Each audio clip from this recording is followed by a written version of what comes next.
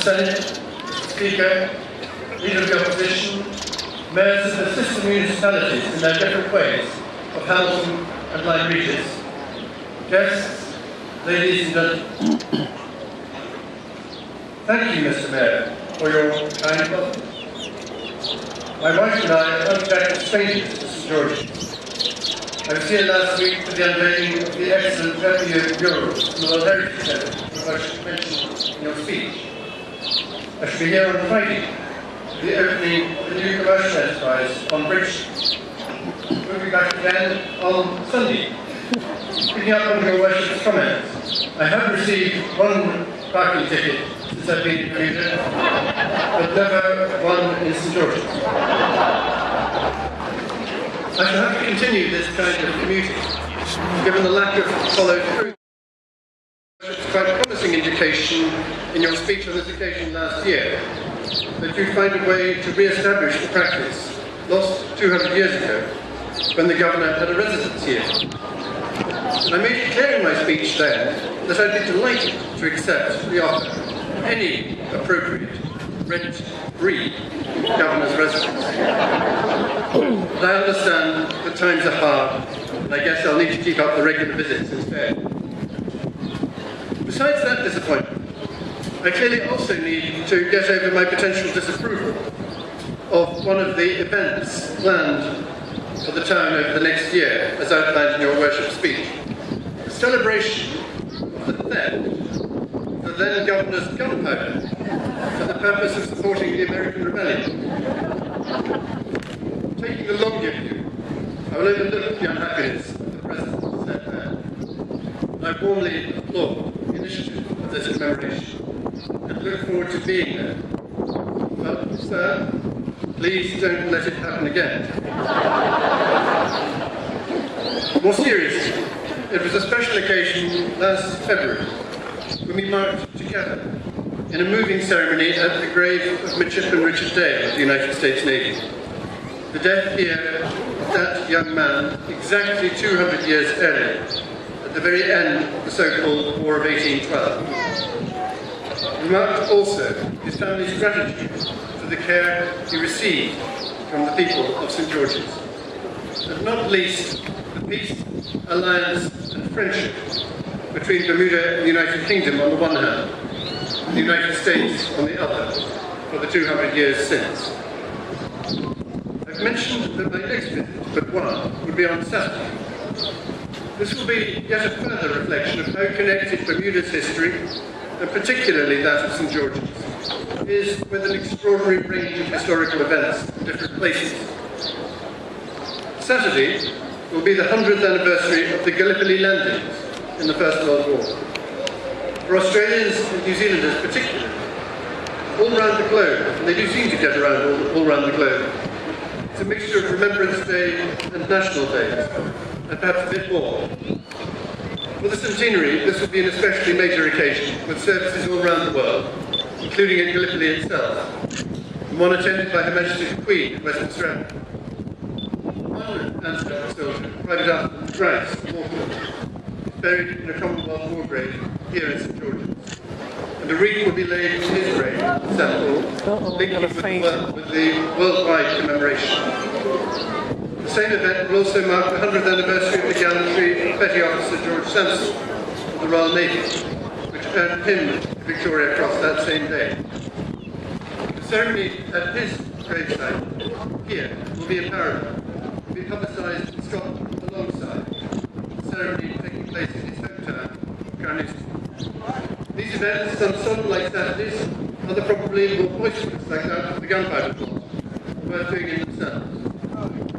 I greatly respect the efforts of you, sir, as Mayor, and of your predecessor, and your colleagues in the Corporation, as well as of the St. George's Foundation, St. George's Historical Society, the National Trust, and many others, to make sure that events like these, which are very genuine aspects of St. George's own history, are brought to the attention of audiences overseas with whom they have particular resonance. This, in turn, aims to encouraging people from abroad to come here and see St. George's for themselves. In this context, I'd like to add my welcome to that of His Worship the Mayor to the Mayor of Lyme Regis, Councillor Sally Holman, who has really earned her reputation as a true friend and supporter of the town and its next week. I'm delighted to see you again. Lastly, wearing my other hat, I do have other hats, as Commander-in-Chief of the Bermuda Regiment, I'd like to thank the Corporation of the Town of St George for the honour you will give the regiment today at the start of the formal celebrations of the 50th anniversary of the regiment's foundation. Thank you for that. And thank you for the warm reception which the town of St George gives not just to my wife and myself, but others from the new capital, Hamilton, and elsewhere in Bermuda, but to a growing number of visitors from much further afield. Worshipful Mayor, I now hope you will do me the honour of presenting to me the members of your corporation, following which it will give me great pleasure to take part in the Peppercorn ceremony itself.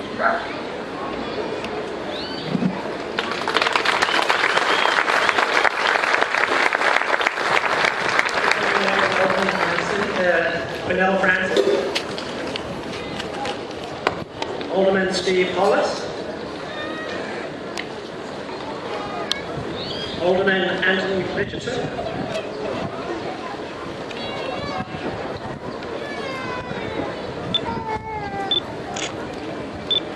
Councillor Connie McLaughlin, Councillor Cheryl Hayward-Chu,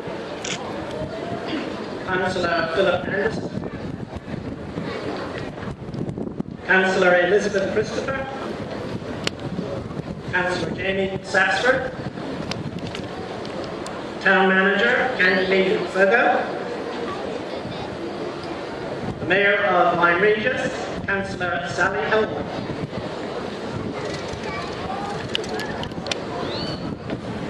In accordance with the conditions contained in the grant of the State House to the Corporation of St George in the year 1816, to hold it in trust of the Freemasons of Lodge St George, the Grand Lodge of Scotland, in free and common stockage, I demand the payment of the annual rent, 1 Peppercorn.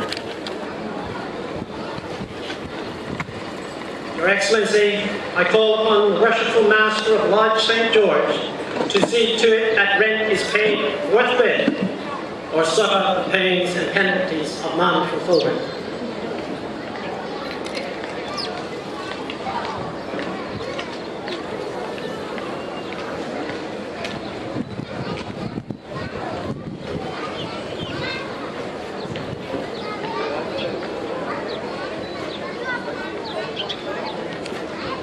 Your Excellency, my lords, ladies, and gentlemen, in order that Lodge St George, number 200, Grand Lodge of Scotland, may continue to have and hold in free and common stockage the old State House, it is my honour and privilege as Master of the Lodge to demand that the Treasurer pay forthwith the annual rent of 1.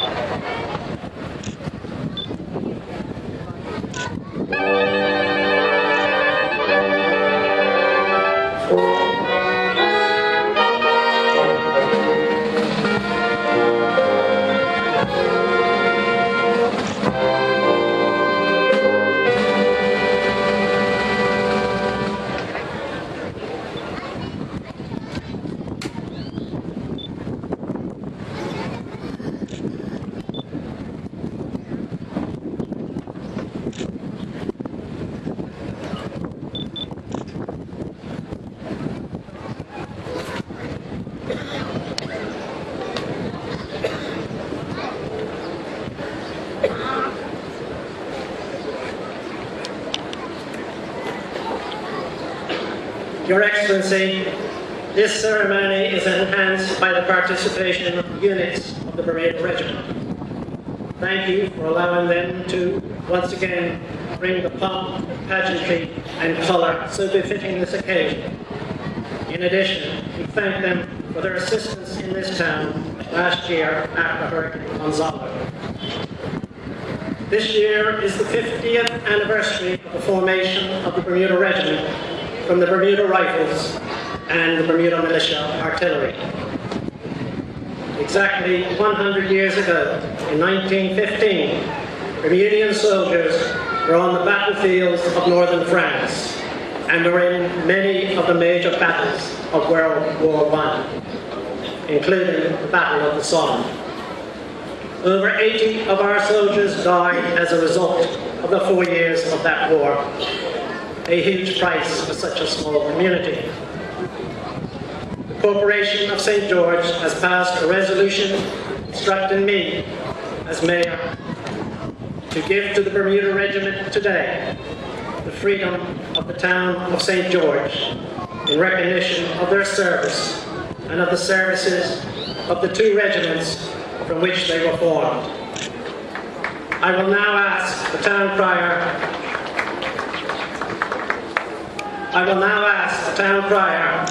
to come onto the stage up here and read out the proclamation, after which I will present said proclamation to the commanding officer of the Bermuda Regiment.